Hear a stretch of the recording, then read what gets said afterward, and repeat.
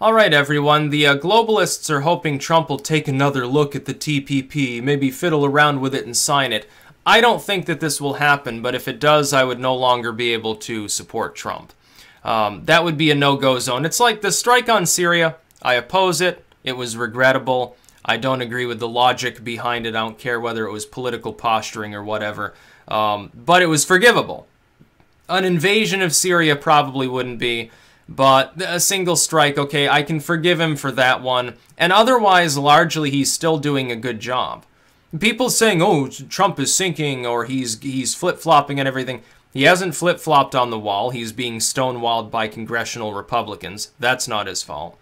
He never reversed course on immigration freezes. That was the judiciary standing in his way. He can't do anything about that. Now that the Supreme Court has 9 members, it can get there, but it'll take a while. So you're going to have patience with him on his immigration freeze, which means it's basically pointless. But again, that's not his decision to make, constitutionally speaking. On deportations, I predicted during the primaries, before the general election began, yeah, he's going to deport a lot of criminal illegals. And he's going to leave a lot of other people the hell alone because he realizes what a fiasco it would be to try to deport 10 million people. And I was correct. That's what he's doing. When he said during the election, yeah, we're going to get rid of criminal illegals. That's our first priority. And then we can talk about everyone else after that. That was code for, I'm going to leave the others alone because I don't care. It's not a problem. If anything, they get conditional residency, pay back taxes and stuff. You can't commit crimes. And then you can be a conditional resident. Then we'll see what happens from there, which is the right thing to do. The other possibility is go door to door, essentially suspending the Constitution in half the country in order to use the U.S. military to deport everyone, which would lead to a civil war in this country, as a bunch of libertarians and survivalists and nationalists are convinced that those soldiers are going to find their one pot plant and air out their family. They'll just open fire. You'd either have hundreds of thousands dead by the end of a month. It would be extremely brutal. The federal government would probably lose the encounter, honestly, and then you'd have some deep shit. On TPP, though, if Trump were to reverse course and sign the TPP in its current form, I would immediately end all support for him. It wouldn't matter what he did from that point on. Nothing could redeem him.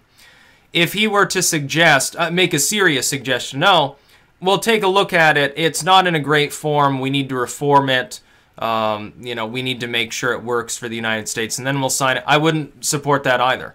No, because I don't trust the people that crafted it in the first place, which Trump was not one of them. Neither should he. It would sink his support if he were to even suggest such a thing. If he uses that line, by the way, he comes out and does the half-assed, oh, we've got to reform it, and then maybe we can sign it thing. That'd be pure Hillary Clinton. That's exactly what she said. Originally, she said, oh, it's the golden standard of trade deals. Another reason a lot of people, by the way, didn't vote for her. Afterwards, when she realized how unpopular it was, even a lot of Obama's central fans, when he talked about it, completely opposed it, said, what are you doing, Obama? It doesn't make sense. Nobody likes this deal. Left, right, center, it doesn't even matter who you are. Nobody benefits from it. It's a pile of nonsense.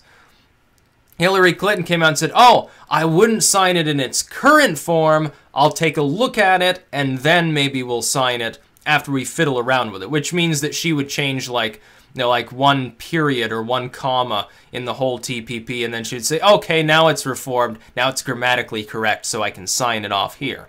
If Trump were to do such a thing, I would assume that that would be what he would be up to as well. That it would be minor and non-substantial changes, and that he would sign it, and it would be evidence that he had been compromised, honestly.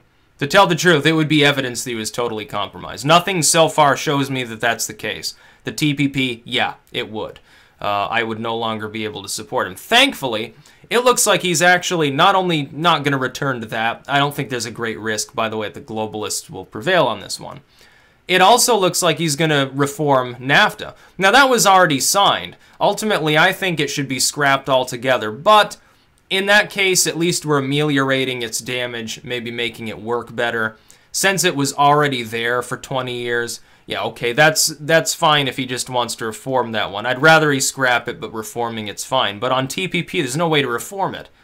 Its reputation alone is totally, fundamentally brain dead. Nobody supports it. Even if he did craft it into a trade agreement that was good, the name alone would keep people from supporting it. Their immediate assumption would be that it's bad. It would be a non-stop, months-long uphill battle to convince people that it had actually been reformed, and it wouldn't benefit him. It'd distract him from other goals that he should be fixated on. One is tax reform. Trump needs to... The foreign policy stuff with North Korea is fine. That's a good issue. North Korea is a good issue for Trump. Apparently a popular one. Rasmussen just put out a poll, said Trump's approval was up to 50%. I can believe that, by the way. They were actually pretty good during this election. In the past, they've been piss poor. I guess they reformed their model, though. This time they were fairly close to the mark. If that's close to true, Trump's already skyrocketing right now. He'll probably be above 50% in a month. Yeah, you never would have believed it, would you? Again, who predicted it? Scott Adams, not myself. No, I did, but in all honesty, he was predicting that from the beginning, so he gets brownie points for that, not me.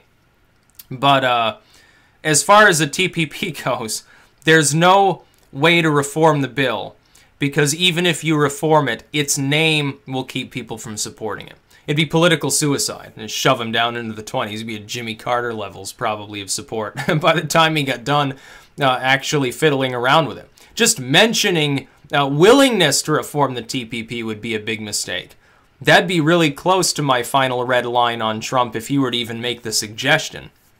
So while these people are hopeful that Trump will actually sign something that would be suicidal for our industry in this country, I don't think it's likely.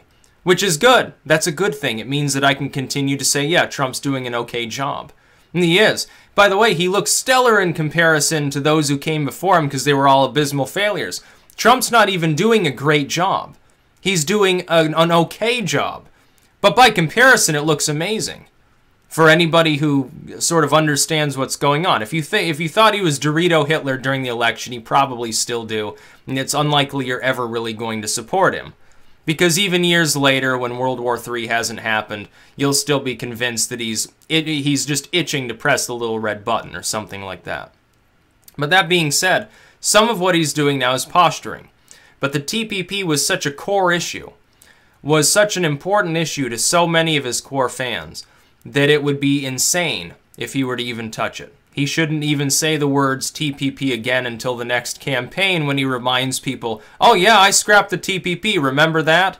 That was going to destroy millions of U.S. jobs, that the Democrats thought was great, or at least they nominated Hillary and she thought it was the golden standard, that Obama, you know, the president before me that nobody remembers anymore by that point, that he helped design it and wanted to sign it and kept browbeating his fans and even the left didn't like it.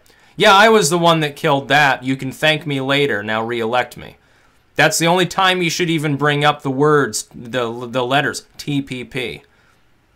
So I would definitely not support it if he were to make a serious suggestion of even trying to reform it.